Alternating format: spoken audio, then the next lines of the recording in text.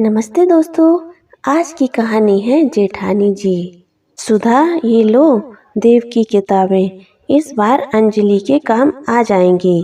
किरण ने अपने बेटे की किताबें देवरानी को उसकी बेटी के लिए दी। किरण का बेटा देव अपनी चाची की बेटी से 1 साल बड़ा है। देव अंजलि से 1 कक्षा आगे है, इसलिए किरण ने सोचा कि अंजलि के लिए भी वो ही किताबें खरीदनी पड़ेंगी, तो वो देव की किताबों से ही पढ़ लेगी। भाभी, मेरी बेटी कोई गरीब पिता की बेटी नहीं है जो उसे पुरानी किताबों से पढ़ना होगा। मैं उसके लिए सारी किताबें नई ही लेकर आऊंगी। सुधा, मुझे नहीं लगता कि बड़ी बहू कुछ गलत कह रही है। अगर किताबें वही हैं तो क्यों फिजूल खर्ची करनी। अभी तो बच्चे छोटे हैं, उन्हें जैसी आदत डालोगी वही आदत उनकी बन जाएगी। वक्त हमेशा एक सा नहीं रहता। पहले जमाने में भी तो हम लोग पुरानी किताबें खरीद कर ही पढ़ते थे, जिससे ज्यादा खर्चा ना हो। निर्मला जी ने सुधा को समझाना चाहा। मम्मी जी, वो समय अब नहीं रहा। अब तो बच्चे भी नई किताबों से पढ़कर ही खुश रहते हैं, और कितने पैसे फालतू खर्च हो जाएंगे। ऐसे तो मेरी बेटी को हर साल पुरानी किताबों से पढ़ना पड़ेगा।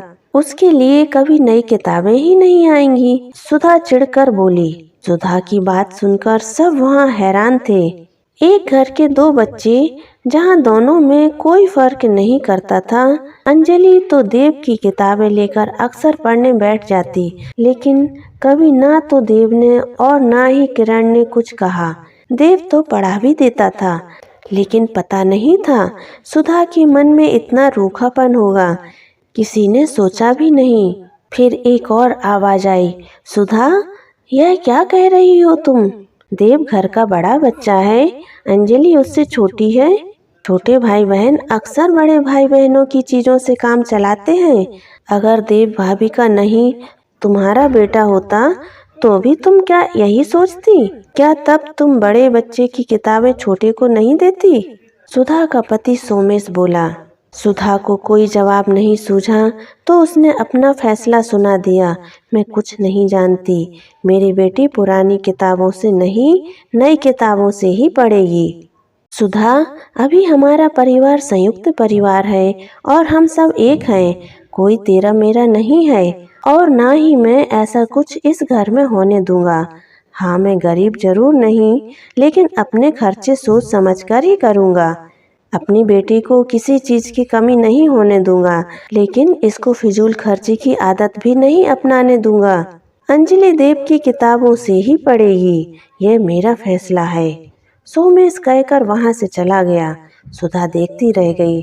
थोड़ी देर बाद अंजलि देव की किताबें लेकर बहुत खुश हो रही थी कि उसे भैया की किताबें मिली है। पढ़ाई पूरी करने के बाद अंजलि ने पायलट की ट्रेनिंग ली। आज वो पहली बार प्लेन उड़ाने जा रही थी। इस मौके पर उसका पूरा परिवार साथ था। जब अंजलि का प्लेन ऊपर आसमान की ऊंचाइयों पर था तो सोमेश सुधा से बोला, देखा सुधा, हमारी बेटी आकाश की ऊंचाइयों को छू रही है। अब तो तुम मानोगी ना कि पुरानी या नई किताबें पढ़ने से कोई बच्चा सफल या असफल नहीं होता। उसकी सफलता में उसकी मेहनत और लक्ष्य को पाने का जुनून मायने रखता है। सुधा को अपनी गलती समझ आ रही थी। वो बेकार ही भाई बहन के प्यार के बीच आ रही थी।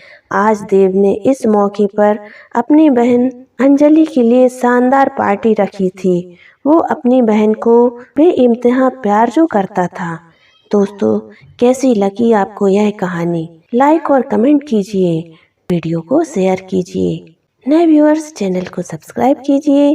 फिर मिलेंगे एक नई कहानी के साथ। तब तक के लिए आज्ञा। जय हिंद, जय भारत। खुश रहिए, खुश रखिए।